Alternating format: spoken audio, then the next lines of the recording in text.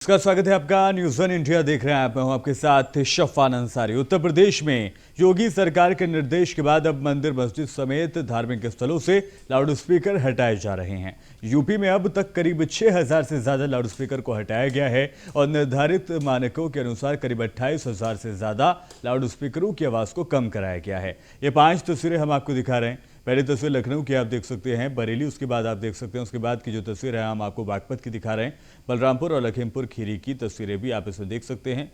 बुलंदशहर, मेरठ, बिजनौर, प्रतापगढ़ की तस्वीरें भी हम आपको दिखा रहे हैं, जहां सीएम योगी के निर्देश पर धर्मगुरुओं ने स्वागत करते हुए धार्मिक स्थलों से लाउडस्पीकर हटा लिए हैं।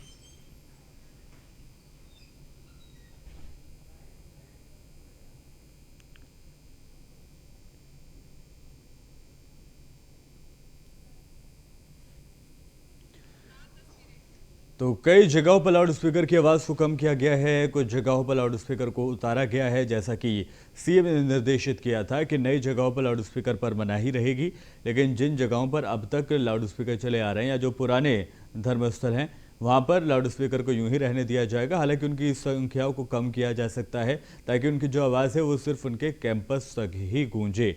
ये एक निर्देश जो है सीएम के द्वारा दिए गए थे।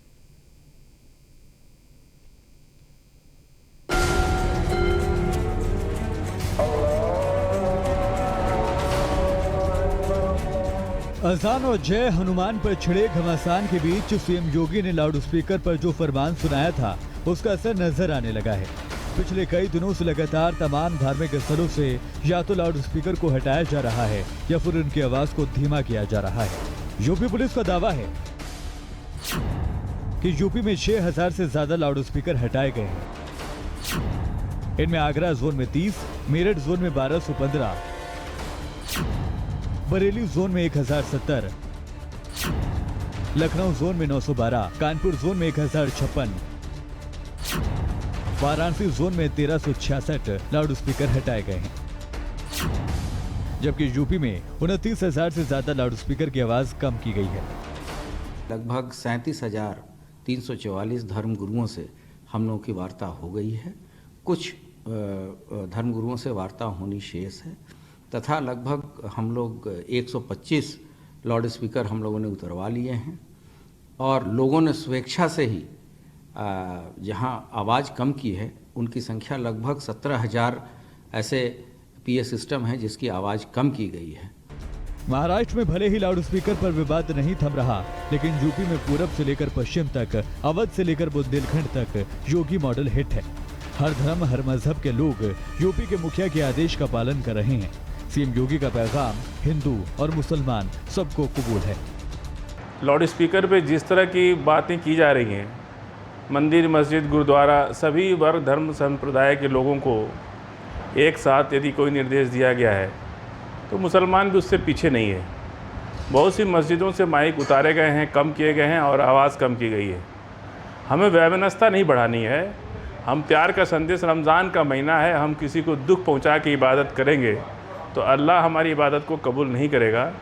तो हिंदू हो या मुसलमान, सभी सीएम योगी के आदेश का पालन कर रहे हैं। योगी के फरमान के बाद यूपी में हर जगह लाउडस्पीकर की आवाज धीमी हो रही है, वो भी बिना किसी शोर के। Bureau report, news one India. Bulandshahr से खबर आपको बताएं, पुलिस ने धार्मिक स्थलों से उतरवाए लाउडस्पीकर। मस्जिद और मंदिर से अतिरिक्त लाउडस्पीकर को हटाया गया है। पुलिस की अपील पर धर्मगुरुओं ने लाउडस्पीकरों को उतारा है।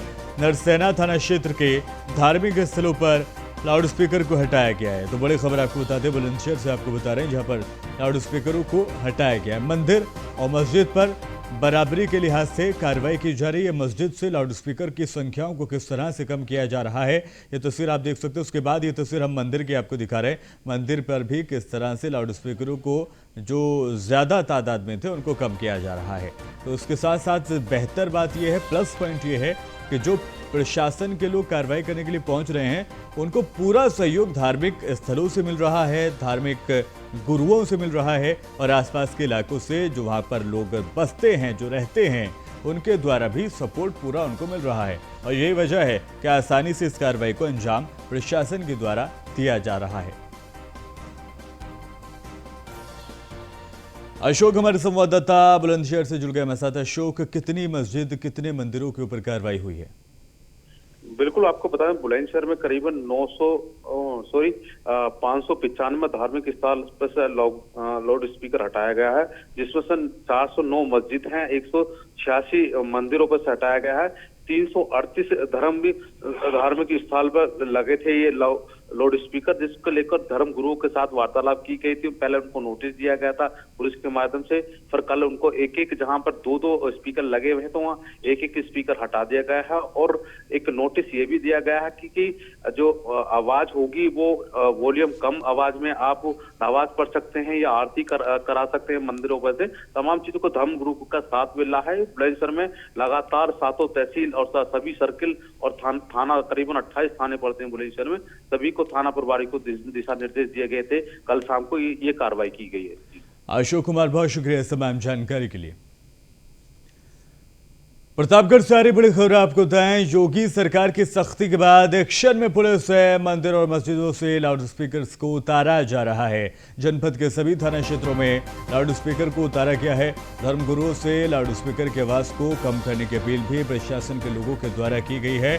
तो प्रतापगढ़ में भी यही कार्रवाई देखने को मिली है, जिससे पहले हम बुलंदशहर के संदर्भ में बात कर रहे थे। तमाम जगहों पर लाउड स्पीकरों के शोर को कम किया जा रहा है। जो एक नई बहस देश के अंदर छिड़ी हुई थी लाउड स्पीकर्स को लेकर, धार्मिक आवाज़ों को लेकर, जो जागरण होते हैं, जो अजानें होती हैं, उस पर एक मांग ये उठी थी कि आखिर हर शख्स उसको क्यों सुने। जो उसको नहीं सुनना चाहता वो भी उसको सुन रहा है और ये बर्दाश्त नहीं किया जाएगा। उसके बाद एक बीच का रास्ता निकालने की कोशिश की गई है। मनु सिंह हमारे संवाददाता प्रतापगढ़ से जुड़ गए। मनु सिंह, प्रशासन का जो ये एक्शन लिया गया है, लोगों का किस तरह से सहयोग मिला देखने को?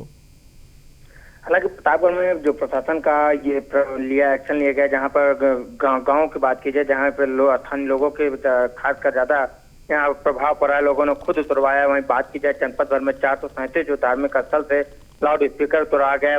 कहीं न कहीं बात की जाए मंदिर हो या मस्जिद हो, सभी धार्मिक स्थल से 437 धार्मिक स्थलों से लाउड स्पीकर उतरवा गया। तो 285 मंदिर और मस्जिद की आवाज के लाउड स्पीकर की आवाज भी कम कराई गई। तो प्रशासन से बिना अनुमति के धार्मिक स्थलों पर अब नहीं बजाएंगे लाउड स्पीकर, नहीं बजाए जाएंगे। तो कहीं न कहीं बात की जाए तो प्रदेश के मुख्यमंत्री योगी आदित्यनाथ है, जहाँ शासन के आदेश, जहाँ 437 जो कि प्रतापगढ़ के धार्मिक स्थलों को बिना अनुमति के बजाए जा रहे थे लाउड स्पीकर, वहाँ पुलिस ने उतरवा दिया है। बात की जाए तो जबकि 185 लाउड स्पीकर की आवाज कम कराई गई। वहीं बिना अनुमति के धार्मिक स्थलों पर अब लाउड स्पीकर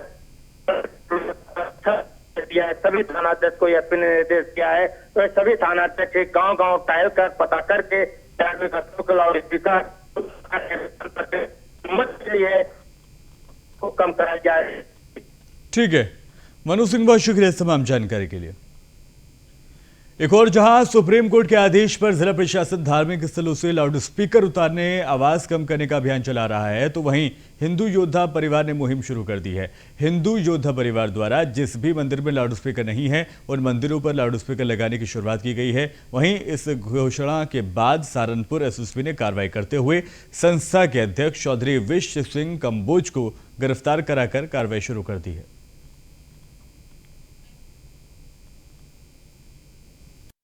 एक वीडियो संज्ञान में आया था कि एक हिंदू योद्धा परिवार संगठन का एक व्यक्ति विश्व कंबोज उर्फ सैंकी, जो कोतवाली नगर क्षेत्र का रहने वाला है, वो ये बता रहा था कि उसके द्वारा बिना अनुमति के लाउड स्पीकर लगाए जा रहे हैं।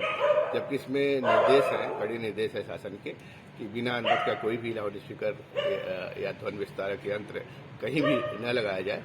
इस संबंध में संज्ञान लेते हुए तत्काल उसको गिरफ्तार किया गया है और उसके खिलाफ अभियोग दर्ज करके कार्रवाई की जा रही है।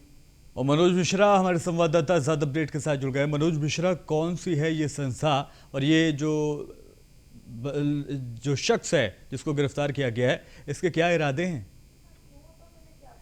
ये विश्व हिंदू योद्धा परिवार एक है, उससे जुड़े हुए हैं ये विश्व सिंह काम्बोज। और इन्होंने परसों ही मीडिया को बुलाकर ऐलान किया था कि मैं जिस तरह से ये धार्मिक स्थलों से लाउड स्पीकर उतरवाए जा रहे हैं, मैं अपने संगठन के साथ मिलकर मंदिरों पर बड़ी संख्या में जो है लाउड स्पीकर लगवाऊंगा। जो मीडिया के माध्यम से जब ये बात जिला प्रशासन तक पहुंची, तो जिला प्रशासन इस हम लोग गंभीरता से लेते हुए किसी भी तरह की कानून व्यवस्था के साथ खिलवाड़ नहीं होगा और इनके खिलाफ कल ही मुकदमा लिखा और कल शाम को इनको गिरफ्तार कर लिया गया है। इनके साथ इस योजना में कौन कौन लोग शामिल हैं उसकी भी जांच पड़ताल की जा रही है ताकि पता चल सके कि इनके पीछे कौन है और क्यों ये ऐसा कर रहे हैं, कानून से खिलवाड़, कानून को अपने हाथ में लेने की कोशिश क्यों कर रहे थे कि धार्मिक मंदिरों पर लाउड स्पीकर लगाने का जो इन्होंने ऐलान किया था, ऐसा क्यों किया था। बहुत शुक्रिया मनोज इस तमाम जानकारी के लिए। लखनऊ से बड़ी खबर आपको बताया, मध्यांचल विद्युत वितरण नियम की सख्त हिदायत दी गई है। बिजली चोरी करने वालों के खिलाफ बड़ा कदम उठाया जाएगा। 28 और 29 अप्रैल को कटे कनेक्शन की जांच करने के आदेश भी दिए गए हैं। कटे कनेक्शन के बाद भी बिजली पाए जाने पर कार्रवाई होगी। जेई, लाइनमैन और संविदा कर्मचारी के खिलाफ कार्रवाई की जाएगी। कार्रवाई की रिपोर्ट 30 अप्रैल तक मुख्यालय में भेजने के आदेश भी दिए गए हैं। 28 और 29 यानी कि आज और कल कटे हुए कनेक्शन के बाद बिजली अगर वो लोग पा रहे हैं तो कहां से उनको बिजली मिल रही है, बिजली चोरी की संभावना क्या है, इसी को लेकर बाकायदे पूरी रिपोर्ट तैयार की जाएगी जो मुख्यालय भेजी जानी है। नीलेश चौहान हमारे संवाददाता ज्यादा अपडेट के साथ जुड़ गए। नीलेश, किस तरह से इस पूरी योजना को लागू किया जाएगा, किस तरह से ये कोशिश की जाएगी पता लगाने की कि कहां कहां चोरी की लाइट जल रही है?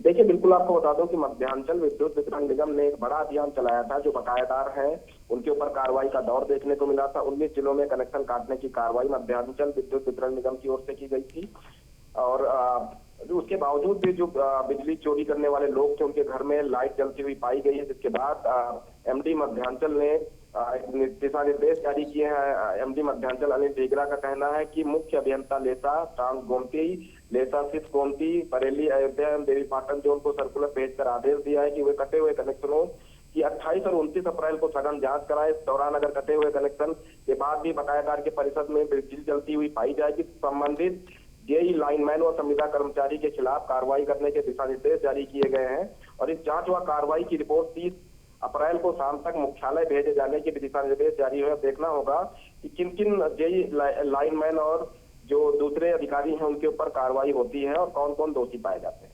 बहुत शुक्रिया नीलेश चौहान इस तमाम जानकारी के लिए आपका। बढ़ते हैं आगे बड़ी खबर के साथ। नोएडा डीएम सुहास एलवाई की बड़ी कार्रवाई देखने को मिली है। अवैध कॉलोनी काटने वालों को भूमाफिया घोषित किया है। दादरी धूम मानिकपुर में अवैध कॉलोनी काटने पर एक्शन हुआ है। पुरुषोत्तम एस्टेट के मालिक को भूमाफिया घोषित किया गया है। प्राधिकरण द्वारा दर्ज कराई गई थी एफआईआर। समीक्षा में पता चला कि 12 माफियाओं पर अभी तक एफआईआर दर्ज नहीं हुई है। डीएम ने तत्काल एफआईआर के निर्देश भी दिए हैं। भूमाफियाओं में मचा है हड़कंप। जिला स्तरीय एंटी टास्क समिति की बैठक के बाद फैसला लिया गया है। तो समीक्षा में पता चला है कि 12 माफियाओं पर अभी तक एफआईआर दर्ज नहीं की गई है, लेकिन डीएम ने तत्काल एफआईआर के निर्देश दिए हैं और भूमाफियाओं में इसके बाद से हड़कंप देखा जा रहा है। और ज्यादा अपडेट के साथ निशांत शर्मा हमारे ब्यूरो चीफ जुड़ गए हमारे साथ। निशांत शर्मा, कौन है ये लोग, क्या पहचान इनके बारे में हो पाई है, पूरी खबर? देखिए, बिल्कुल दादरी धूम मानिकपुर में अवैध कॉलोनी काटी जा रही थी, जिसको लेकर ग्रेटर नोएडा प्राधिकरण ने फैसला लिया और इसमें एफआईआर दर्ज कराई। एफआईआर दर्ज कराने के लिए लिखित में डीएम को भेजा, जिसके बाद एंटी टास्क की जिला स्तरीय बैठक हुई। उसके बाद में फैसला लिया गया है जो दादरी धूम मानिकपुर में जो अवैध कॉलोनी काटी जा रही थी उसको लेकर जो पुरुषोत्तम लाल हैं, जो स्टेट कंपनी के मालिक हैं, उनको भूमाफिया घोषित किया गया है। हालांकि अब से पहले 12 भूमाफियाओं को घोषित किया गया है और देखा गया है समीक्षा में कि उनके खिलाफ एफआईआर दर्ज अभी तक नहीं की है। वहीं डीएम ने तत्काल कहा है कि जो संबंधित विभाग है, पुलिस है, तत्काल प्रभाव से एफआईआर दर्ज की जाए और इनके खिलाफ बड़ी से बड़ी कार्रवाई की जाए और उनको भूमाफिया घोषित किया जाए। हालांकि ये भी देखा जाए कि नोएडा, ग्रेटर नोएडा के अंदर जैसे डूब क्षेत्र इलाका है, बिसरक इलाका है, तमाम ऐसी अवैध कॉलोनियां काटी जा रही हैं जहां सरकारी जमीन पर, ग्राम सभा की जमीन पर जो भूमाफिया हैं लगातार कब्जा कर लोगों को, जो बाहरी लोग हैं, उनको बेवकूफ बनाकर उनकी खून पसीने की कमाई को डकार रहे हैं। अभी जो प्रशासन है उस पर भी कार्रवाई का मूड बना रहा है। डीएम का यही कहना है कि जल्दी और भी भूमाफियाओं पर कार्रवाई की जा सकती है, जिस तरीके से देखा जा रहा है। ठीक है निशांत शर्मा, बहुत शुक्रिया तमाम जानकारी के लिए। और चलिए बढ़ते हैं आगे। बड़ी खबर आपको बताते हैं, बलिया से आ रही है। पेपर लीक के मास्टरमाइंड समेत 3 पर रासुका लगा है। पूर्व जिला विद्यालय निरीक्षक ब्रजेश कुमार मिश्रा को भी जमानत मिली है। यूपी बोर्ड परीक्षा में अंग्रेजी का पर्चा लीक मामले में कार्रवाई हुई है। जेल में बंद मास्टरमाइंड समेत 3 लोगों पर एनएसी लगाया गया है। मामले में डीआईओएस समेत 47 लोगों की गिरफ्तारी की गई थी। तो बड़ी खबर आपको बताते हैं, पेपर लीक मामले में जिस पर सीएम योगी आदित्यनाथ अपनी नाराजगी पहले ही जाहिर कर चुके हैं, उसके बाद लगातार जो आरोपी हैं या जो जिम्मेदार हैं इसके पीछे, उनके ऊपर लगातार कार्रवाई की जा रही है, एक्शन लिया जा रहा है। मास्टर मनोज राय हमारे संवाददाता ज्यादा अपडेट के साथ जुड़ गए। मनोज राय, क्या कुछ तैयारी की जा रही है? रासुका 3 पर लगाया गया है और बाकी पर? जी, आपको बताते चले कि बलिया में 30 मार्च को ये परीक्षा होनी थी अंग्रेजी की, लेकिन 29 मार्च को ही पेपर लीक हो गया था, जिसकी सूचना अमर उजाला के पेपर में छपा था सुर्खियों से। इसके बाद से 3 पत्रकारों को भी गिरफ्तार किया गया था, डीआईएस बलिया को गिरफ्तार किया गया था। कुल 52 लोगों की गिरफ्तारी हो चुकी थी, जिसमें एसटीएफ भी अपनी भूमिका निर्वहन कर रही थी और स्थानीय पुलिस भी जांच में लगी हुई थी।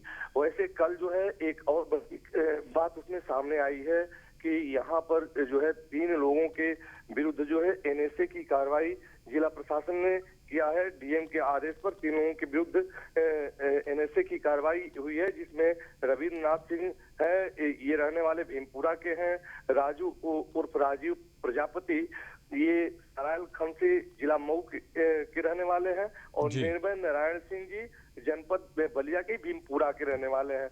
लेकिन अभी भी जांच जारी है और एक बड़ी कार्रवाई होने की संभावना है। इसमें योगी सरकार किसी भी कीमत पर शिक्षा माफियाओं को या कहिए कि नकल माफियाओं को बख्शने की स्थिति में नहीं है।